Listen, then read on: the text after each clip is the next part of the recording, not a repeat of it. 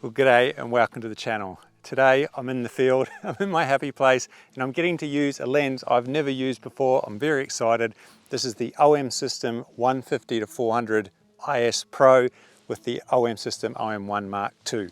So this is the best that OM System have on offer. They reached out to me and they offered to send it to me and said, Duade, would you like to use it? I said, sure, I'd love to try it out. And today's just about having a bit of fun in the field with this kit. Now I know it is quite expensive. I think this lens is about $7,500 US and the body might be around $2,500. So a very expensive setup, and that's not necessarily why people go with micro four thirds, but I'm just going to have some fun and share my thoughts about the lens as I use it. I do have the 100-400, the more affordable lens, which I will use in another video, but we'll just see how we go. I want to see what the best micro four thirds options are and share some photos with you and my thoughts. I'm obviously at my local wetland and you can see all these dead trees. There's not a lot of water because we had a very dry summer and a lot of the water's dried up. But what we do have is the opportunity for raptors. Like there's quite a few brown falcons, whistling kites, and I'd love to get some falcons today. See how this lens and the built-in extender helps us make those raptors large in the frame. So just before I hit record, I got sidetracked by a magpie because I saw it, I grabbed the lens, I went and shot it, and I didn't film it, so I'll just explain what happened. I saw the magpie on one of these perches, and I got a couple of shots, just handheld, and they weren't too bad, and then the magpie flew off, and I followed it, and it landed on a perch, and it was one of those moments where you go, oh, this looks really, really interesting. And I've made sure I went wide, and we had gum trees, we had the clouds in the sky, and this magpie stood out. I took the shot, and I think I really liked that. Nice and wide, the benefit of having 150mm, which is the equivalent of 300mm on a full frame, but that was still wide enough to give us that bird and habitat, which is the strength of zoom lenses, I guess. So that's really cool that we started off the session with that magpie. I'm very happy. I'll just wander over there and see if we can't get some more shots of it, and I'll try and get some viewfinder footage and some video for you. All right, let's do that. All right, let's go.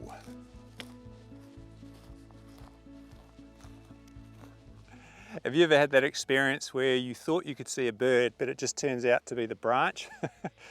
My eyes are starting to fail as I get older, and I thought there was a magpie, but it just turns out to be a branch, which is hard case. Can you see that branch? I thought that was a magpie, but it's just a branch. It appears the magpie's moved on, but we did get that shot, which fingers crossed comes out. I was pretty happy with that nice wide shot, and that's what we're going for these days, is to include a bit of habitat just to make it more interesting. And that's the benefit of these zoom lenses, is you can take a tight portrait and you can take a nice wide shot, and then you can select the sort of shot you want. It gives you that creativity to just take photos that you like, and that's awesome. All right, let's jump in the truck and try and find some raptors.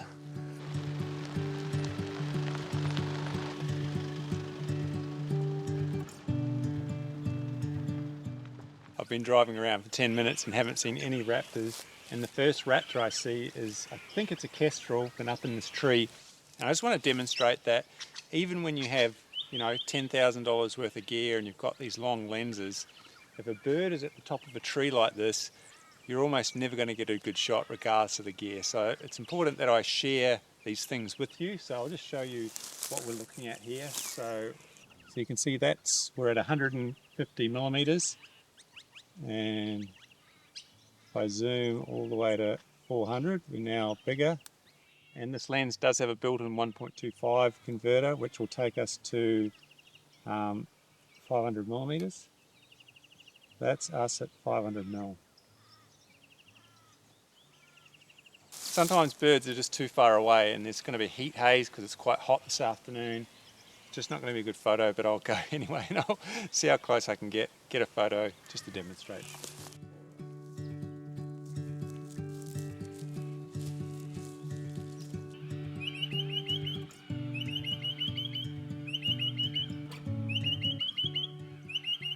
And then I've actually walked my way through the grass and sort of improved my angle, conscious of where the sun was, because I was getting a bit too much shadow. So I've sort of moved to my left to get a bit more front on. We've taken some shots. I don't even know exactly how they're going to turn out, because all these shots could be ruined by heat haze, but I've taken a number of shots. I'll share them on the screen now if any of them worked out, just to show you how moving a bit closer, changing your angle can improve those shots. So hopefully that worked out. The reason I'm using this monopod, it's a Suray Rapid SVM165. It's actually pretty cool because you can unlock it and drop it up and down and then lock it. It's just like this pretty cool movement. The reason I've got it is I'm just trying to record my viewfinder, and it's very hard to record the viewfinder hand holding. So I would normally just hand hold this because it's not that heavy. I think this entire combo camera lens is about 2.65 kilos. I'll put that on the screen in pounds. So I can definitely hand hold, but just to get that viewfinder footage steady, I've got it on this monopod. If I'm being completely honest, I'm struggling a little bit, and now I've got some anxiety that this video is not going to work because I'm struggling to find content, and that's just how it is with YouTube. But at the same time, I'm just reminding myself I'm out here to have fun. If I get shots, I get shots. If I don't, I don't, and that's the reality. And hopefully you appreciate me just being honest. Often when you're out, things just happen. So fingers crossed something just happens, something turns up. So there is a swamp here. Well, it's usually a swamp, but it's completely dry. So I might go for a walk.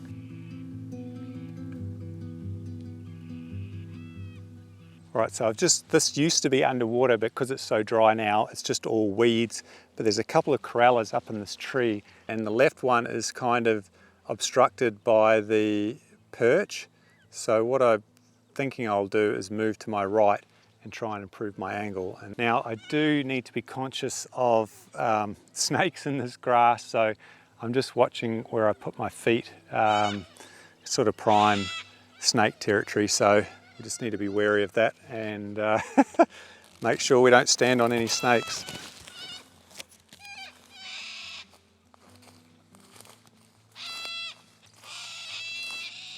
Our angle here is improved. You can see by just moving to the right, we've now got more of that left bird. We don't have it as obstructed.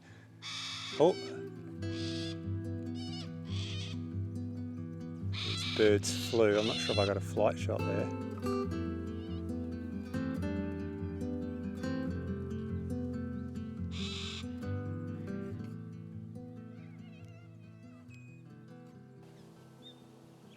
Or is it a flame robin? I think it's a flame robin. That's pretty cool. I haven't seen them yet this year. Got a flame robin just on some weeds. I might have to turn off the green AF points because it's hard to see what the bird's doing.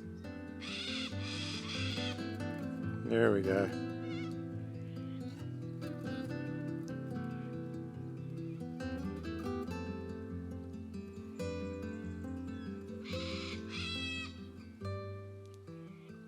We've got a flame robin, so I'm going to try and chase it, follow it.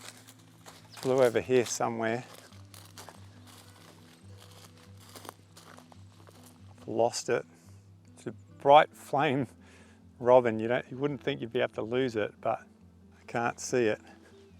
So I've just spotted a whistling kite on a dead perch above the tree line, and it could potentially make for an interesting photo. I've lost the flame robin, but it's good to know they're about. I'm not sure if you can see, but there is a whistling kite in a tree up here. So we'll go and try and take some photos of that.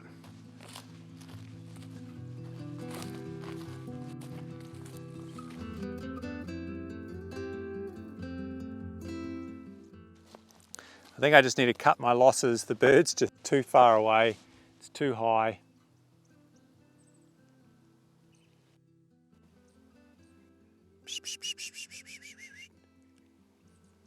I just had some fairy-wrens in the grass, and I was just making noises to get them up in the grass.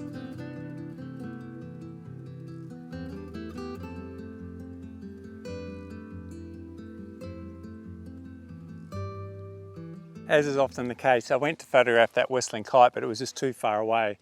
And I spotted the fairy-wrens jumping around in the grass, and I just made quite a nice photo of the brown fairy-wren in the brown grass. So fingers crossed we got a few sort of shots. I make little noises, little squeaking noises to try to attract the attention of the birds, which seems to work for some species. You can definitely try that yourself, just to get them to look at you so that you can get that eye contact in your photo. That's what I'm going for. the sun's started to drop. We've definitely got beautiful light at the moment, so I'm just wondering what I can photograph. I'll just have another quick look for this flame robin because they're just so pretty. It'd be awesome if we can get another shot of them. So we'll just quickly look for that. Otherwise, I may go for a quick drive just to see if we can come across a raptor that's a little bit closer. All right. It's just amazing how sometimes things happen. Like I've had brown tree creepers jumping around these dead trees. I know they're a plain bird, but it still brings me joy just tracking them and taking photos. The autofocus worked well. We had some white-plumed honeyeaters together on this branch. Just incredible, you know. Just when you think nothing's happening, you get a little flurry of activity. Just amazing, you know. Haven't really got any raptors, and that was what I was out here for. And sometimes that happens. You have a plan, you go to a location. Sometimes it just doesn't happen. So you've got to make the most of the situation and, you know, whatever presents itself. And hopefully I've done that today with different species. The sun is getting low now. I guess I'll just drive, see if we can't come across something. There's a kangaroo on the side of the road with a joey in its pouch and it's staring right at me.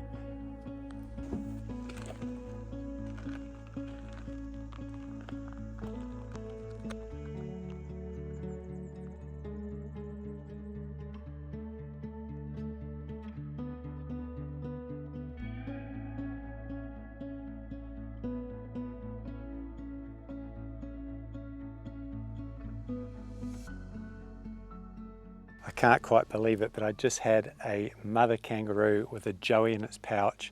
We had some backlighting. There were a few weeds, but I think it might be a nice shot. I love taking the photo. It was so beautiful to see.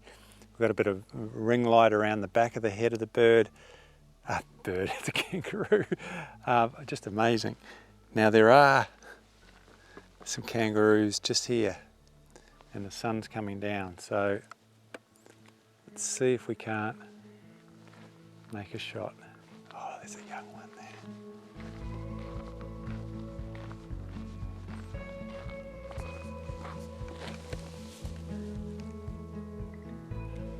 Oh, this is a cute one. Little baby.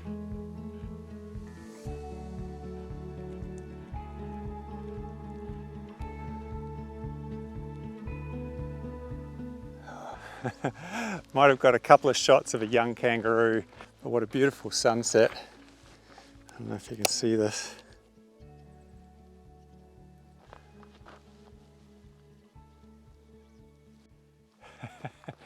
Well, that was a lot of fun photographing those kangaroos as the sun was going down. I've had an amazing afternoon. I did have a bit of anxiety earlier on about getting shots, but overall, just amazing. I've had such a good time with this. This lens is a very nice lens, even though it is a little bit expensive. I captured lots of nice shots. I love that zoom range. I just like being able to change my composition on the fly. That's the power of these lenses. Is it worth all that money? Maybe, maybe not. I want to try the 100-400 and it's a lot cheaper just to see how that performs. The the OM Systems body worked well. We had a lot of frames per second. We had pre-capture, which allowed us a couple of takeoff shots. Overall, just awesome. Wow, look at the sun. Can you see this? I'm not sure if you can see that, but that is just absolutely stunning. I thought the session was over, but we've got the sun just going down above the trees. What a glorious scene, absolutely stunning.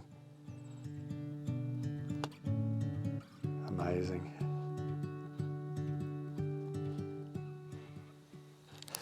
Where else would you rather be? Watching that sun go down. Magic. Oh, I've got a bird flying through the scene. I've got birds there. Oh, that's cool.